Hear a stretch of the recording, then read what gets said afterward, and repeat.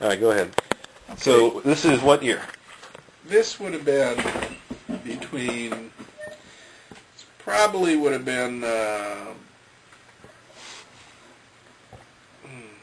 between 70 and 72. I don't know if it's the mining of Haiphong Harbor or probably the mining of Haiphong Harbor. Anyway, they're holding a large demonstration. There's probably a couple thousand people gathered around a vacant lot or a blocked off street in Isla Vista.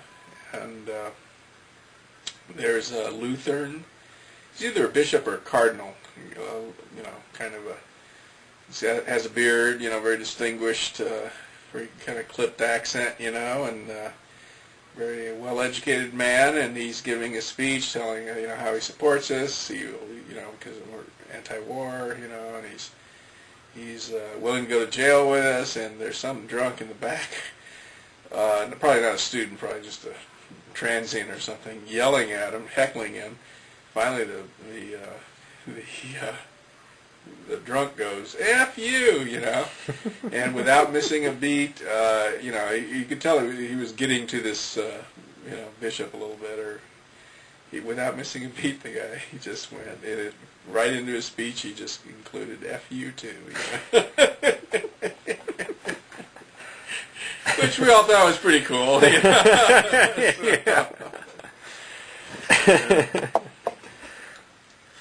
Wow. That Newton for Peace. There was a piss in on the ROTC building. The girls were very upset. It's a little harder for them. But, dear dead days. Well, and then they took over the international airport up there. About 4,000 people walked onto the airport. Well, how? How did it start? Was there just a demonstration or a rally? They had. It was part of a continuing. I believe there was about 4 days of rage. That I think most of it had to do with the mining of the harbor. In what year? I'm not exactly sure of the year. I have to look it up. But what grade were you in, or what? I was in a junior or a senior. In college at UC Santa Barbara. Okay. But they would march through town, and people would go outside. Just you hear this crowd of people marching down the street, and somebody would usually be banging a drum or blowing some horns and stuff. And well, you go outside and watch, and pretty soon you realize, geez, there's a lot of people out here. I remember I was living in Del Playa at the time, and pretty soon it just, hey, let's go with them, and so you'd have 10 or 12 people across just going on for blocks, and so they marched, and they gathered up people around the town, around Isla Vista, and then they marched out to the international airport there and climbed over the fence. I'll never forget one rather interesting moment. I was on a bicycle. I realized this is going to go for a while, and I don't want to get sore feet, so I got on my bicycle. All right. And so I'm riding along with them, and you can't tell because there's so many heads in front of you. You can't really tell what's happening further out. Right. And you hear the occasional siren and things, and you're not really quite sure where the crowd is going, but you're going with them. And you're in a sea of strangers. Students, kind of people you see around campus. Just. Are you talking to each other? Oh yeah. People are. Are you quiet, or are you chanting? People are talking and laughing and carrying on. It's pretty much a party atmosphere. Right. And I think there's some chanting. So wait, are you saying you guys are intoxicated? No. This was during the day, and nice sunny day, Santa Barbara day. And, this Saturday or Sunday? I probably was a weekend, but I'm not absolutely sure. Anyway, make a long story short. No, go along. Share details.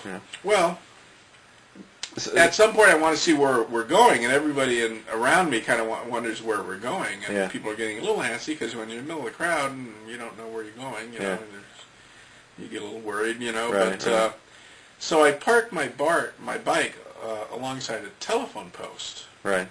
I just lean it up against the telephone post, an old trick, when you're a kid, and I stand on the crossbar, so I'm up.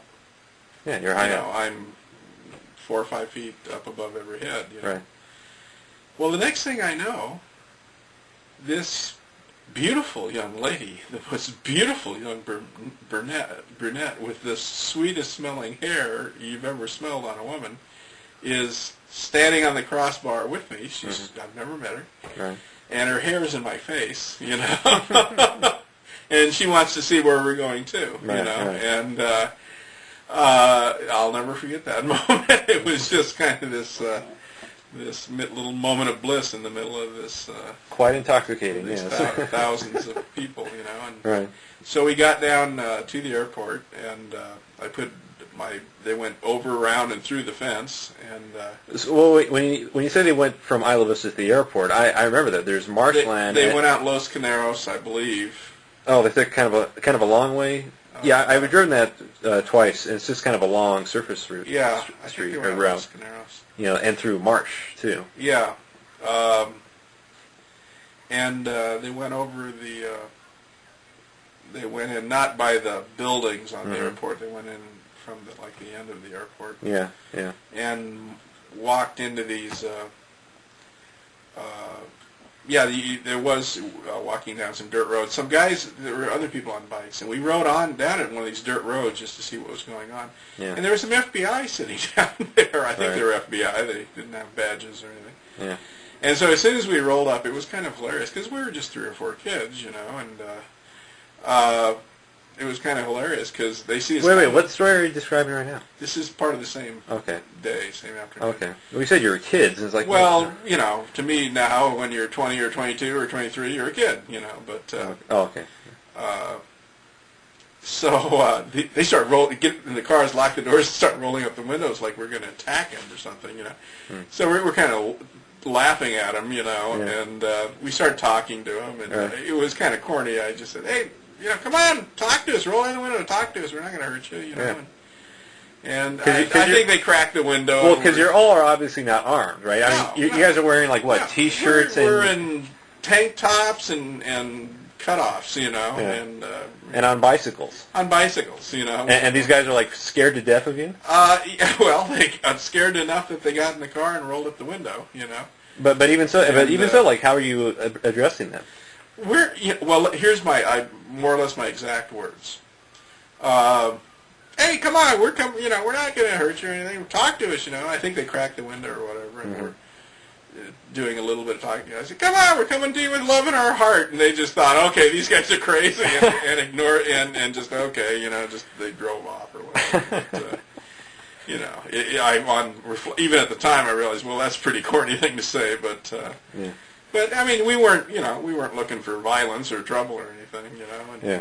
So I mean, you're fairly certain these are government guys, government agents. Oh yeah, so they were on because the airport in the okay. government sedan with the exempt license plate. Right. Okay. And, So they weren't airport security. They were just. they could have been up in that area. Real active were the local prosecutors and the DA. Right. But I think they were FBI. Yeah. Because it is an international airport. Yeah. And the regular airport security wore kind of Yeah. like a sheriff's uniform. Yeah. And they were kind of they followed the crowd out there, or They were out on the airport already. Okay. They were scouting around to see where was this massive 4,000. all right, because they knew you guys were coming. Okay. Yeah. So then, anyway, the crowd marched out onto the airport, sat down at the end of it, which of course halted all flights. Right. And we got some radio reports. I think Bill Walden, the famous basketball player, had been arrested that day, and we had heard about that on the radio. And people burned draft cards, and Wait, this is out at out at the airport. Yeah, wow, okay. The people burned draft cards, and there were a couple buses. Buses of policemen drove by. Right. There was probably 4,000, students, mostly students. Right. And maybe at most 100 policemen, because there were demonstrations all over the country. Right. And they were stretched. You could tell they were stretched thin, and they were worried. Yeah. And the funny thing is, they had a command post set up over there with guys in business suits and everything, and we'd ride right over to them and just start talking to them, And I talked to the leader of the whole thing, And no, I don't, there was, and people, there were a couple people that broke navigation lights out there, and people go, no, man, hey, there's going to be airplanes landing here. Yeah. Don't do any vandalism, you know. Yeah.